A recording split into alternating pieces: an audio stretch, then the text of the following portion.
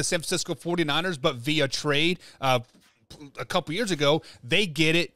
So the Saints now have the 30th overall pick. They are in some dire need of some everybody. Where do they go, Tori? Honestly, if you trade that pick, if there's a prime trade prospect for the first round, it would not shock me in the least to see New Orleans trade. New Orleans is going to be awful for about the next 4 years.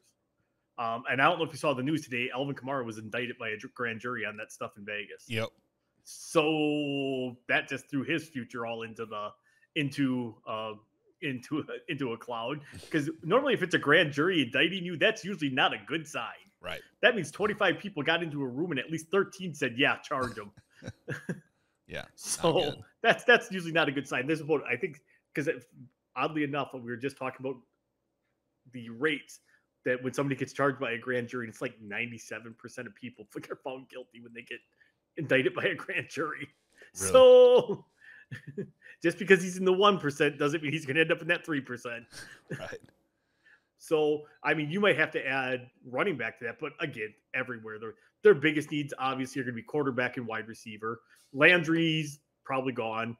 You know, he's kind of not the receiver he used to be. Michael Thomas obviously isn't the receiver he used to be either. He's also a free agent, so now you're already down your top 2 receivers. I'm not real confident going into my season with Traquan Smith like as my number 1 receiver. So, or I suppose they got a Lobby too. So, but still, the wide receiver, they're going to have to replace that production. Quarterback is obviously a disaster there. They're $55 million over the cap. $55 million. For that does not bode well for the season because this is a team that's about to get stripped bare bones. And they have to. There's literally nothing that they can do about it. You are that far over the cap. They are going to cut a lot of people. Again, we're doing this, pre-March 1st. There's a lot of people that will either be reworked or they will just be outright released or potentially traded as well. The Saints might as well put an open for business sign on the front of their building because they are going to be selling off everybody, whatever they can for draft capital. On the defensive side, they need safety. They need defensive tackle. It seems to me like just kind of doing my research, defensive tackle, defensive ends are going to be real popular this year because it seems like a lot of teams kind of need help along that front.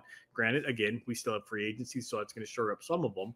But this is actually a really good draft. If you need defensive linemen, this is a really good draft to be in that situation. Thank you for checking out that Man Hour clip. Subscribe right here. Click the next video right here. And, of course, like this as well. Man Hour Nation, rise up.